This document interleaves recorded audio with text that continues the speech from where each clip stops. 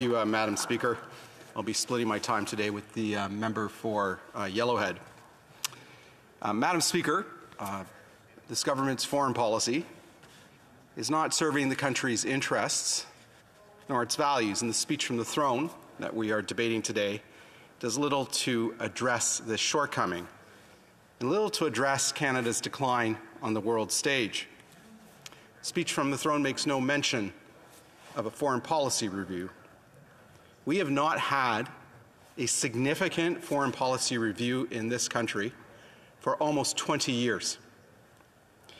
Countries like the United Kingdom and Australia have regular foreign policy reviews that are anchored around white papers that set out the government's foreign policy, its defense policy, its foreign aid policy, that guide the whole of government in implementing the government's policies in those spheres of foreign affairs. The United States goes through a similar process through the State Department in order to anchor American foreign policy that ensures consistency, clarity, and provides a capacity to respond to changing circumstances. But we have not. In fact, the last time I can recall that we've had a significant foreign policy review was in 2004 under the previous government of Prime Minister Paul Martin, when Jennifer Welsh was tasked with taking a look at the government's foreign policy. But since then, we've had no significant policy review, and the results are showing. We've had 5 foreign ministers in less than 6 years in the position of Minister of Foreign Affairs. We've had ministers propose a foreign policy based on responsible conviction, a policy that lasted for a mere year or so before it was replaced with a policy of Canada as an essential country, outlined in a speech given to this House, which supposedly was the government's anchor for its foreign policy, its white paper that guided the whole of government's foreign policy. And as a result, Canada's position on the world stage has diminished. That is an incontrovertible fact. In 2015, the Prime Minister came to office telling the world that Canada is back. Well, after the government made an attempt to secure a UN Security Council seat, the results came in June of 2020.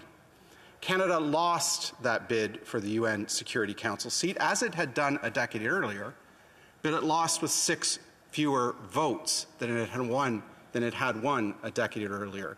That is 6 fewer countries that see Canada as a world leader on the international stage.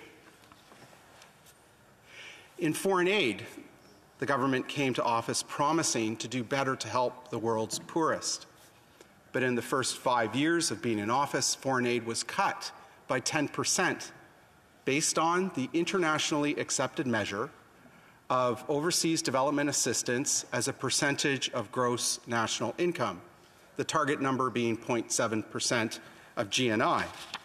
Well, under this government, foreign aid was cut from 0.3% of GNI during the 10 years of the previous government to 0.27% of GNI in the first 5 years this government was in office. On climate change, the government has failed to meet its climate change commitments. In fact, we have some of the highest per capita emissions in the world.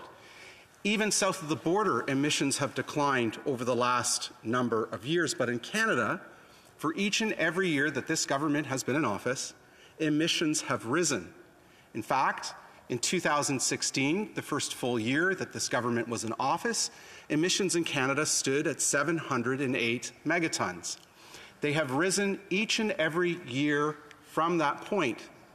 And in 2019, the last year for which Environment Canada has data, emissions rose to 730 megatons, a 22 megaton increase. And no doubt, in this year, we will likely, once again, go to record high emission levels because the data that is coming in on oil and gas and other fossil fuel consumption in this country is indicating that Canada is trending to record high levels of fossil fuel consumption. So again, Madam Speaker, on climate change, this government has failed to deliver. This government came to office somewhat naively, promising to reopen Canada's embassy and re-establish diplomatic relations with the Islamic Republic of Iran, but quickly realized once in office that it was not going to be able to do so. On the major issues facing the world today, that being the rise of authoritarian governments in places like the People's Republic of China and in Russia, the government has been either incoherent or naive. On China, the government's policies have been utterly and completely incomprehensible. A couple examples of what I'm talking about. CSIS has been saying, David Vigneault at CSIS, the head of CSIS, has been saying since December of 2018 that China presents a threat to Canada in national security and in intellectual property in 5 sensitive areas. Areas such as 5G telecommunications, quantum computing, biotechnology. It has identified Huawei as a threat to our national security and intellectual property, but the government has yet to act, to take action to restrict or ban Huawei from our telecommunications networks. In fact, it is unilaterally alone and isolated on the world stage in this regard. 4 of our closest intelligence and security partners, New Zealand, Australia, the United States, the United Kingdom, have already taken measures to restrict or ban Huawei from their telecommunications network. But the Huawei issue highlights the incoherence of the government. In May of 2019, then Public Safety Minister Ralph Goodale indicated that the government would make a decision on Huawei before the 2019 election. Several months later, that summer of 2019, he reversed course and said the government would not be making a decision before October of 2019, but after 2019. Well, Madam Speaker, over 2 years have passed since that point in time, and still no decision on Huawei. In fact, last fall, the Prime Minister was asked by Global News if a decision on Huawei was coming, and the Prime Minister indicated at that time, in late September, early October, that a decision would be forthcoming in, quote, several weeks, end quote. It is now several months since the Prime Minister has indicated that, and yet we have no decision on Huawei. On a new framework on China, the government promised to come forward with something during the year 2020, but apparently that got kiboshed before it got to the federal cabinet for approval. We then got the 3 Cs on China: to challenge, to cooperate, and to compete under the former two foreign ministers ago. That then morphed into the 4 Cs. And the 4th C added to the 3 Cs was the 4th C of coexist. That then got replaced in the speech from the throne with an allusion to a new policy coming forward on the Indo-Pacific region, which would include China, which apparently is to be forthcoming. Madam Speaker, you'll excuse me if I'm skeptical about the government delivering on a new policy and a new framework on China. On Ukraine, the government has been naive. Ukraine has asked for lethal defensive weapons. The government has failed to deliver. Diplomacy not backed up by the threat of force, and in very limited and in very controlled circumstances, the use of it is simply empty talk and rhetoric that weakens our ability to stand up for our interests and values. Russia has 2 tools of hard power: its military force and its ability to cut off natural gas to Western Europe. Russia supplies 40% of the gas to the European Union and is using this as a weapon in order to get its way in Eastern Europe, in order to threaten Ukraine.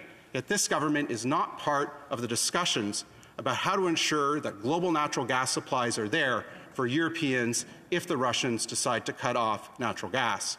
So, Madam Speaker, for all these reasons, this government's speech from the throne does nothing to address Canada's decline on the world stage and the need to come forward with a coherent foreign policy.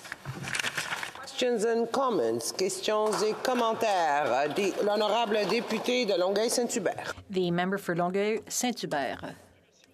Thank you, Madam Speaker. I've been listening to my colleague and I'm getting tired of hearing them going on and on about emissions because the Liberals accuse the Conservatives of being a lobby for the oil and gas sector.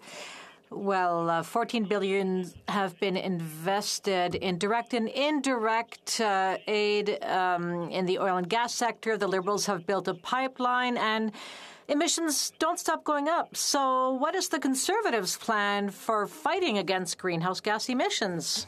Hills. Merci, Madame la Présidente. Thank you, Madam Speaker, for the question from my honourable colleague. Well, I can say that during the last election campaign, we presented a plan for climate change, which received the support from experts. Our plan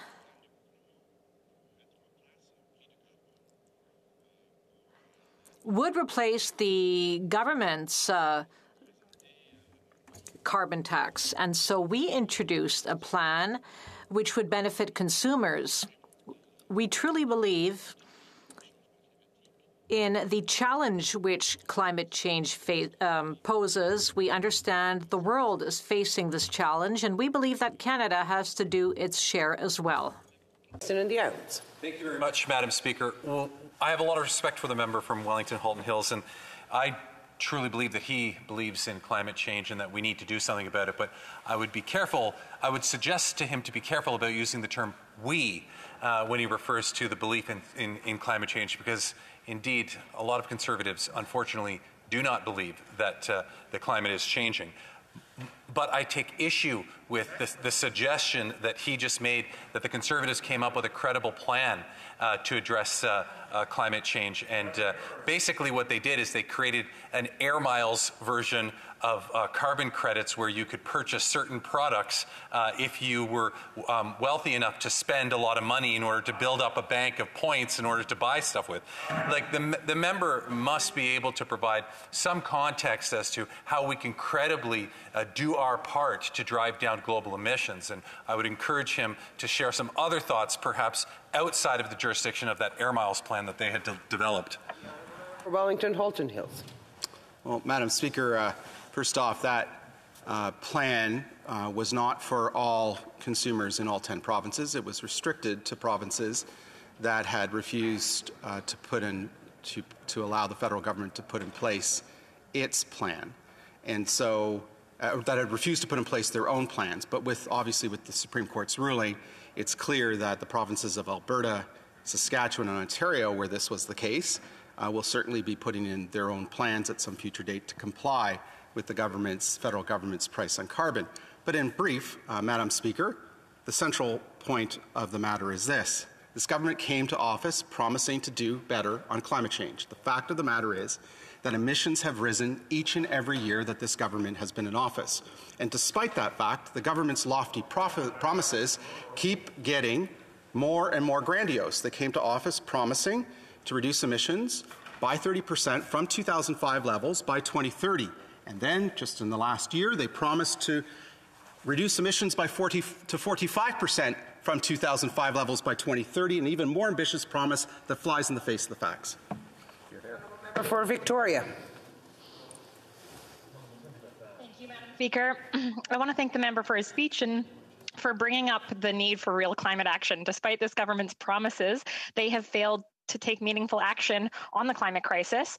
The government promised to eliminate fossil fuel subsidies, but they actually increased those subsidies each year. The Environment Commissioner, in a scathing report, described the government's policy incoherence. An example of this is the Emissions Reduction Fund, which handed out money to oil and gas companies who admitted they were expanding production, they were increasing emissions. Does the member agree that we need to stop handing out money to profitable oil and gas companies and invest that money in climate solutions instead? Member for Wellington Halton Hills, 15 seconds. Thank you, Madam Speaker. I believe that the best way to achieve climate emissions is to ensure that there's a price on carbon that is equitable across all regions of this country and equitable across all economic sectors of our economy, and to achieve those reductions through that mechanism. I also believe that an essential part of getting the job done is to be honest with ourselves about our record on climate change, which is one of the worst amongst the industrialized world. Debate, the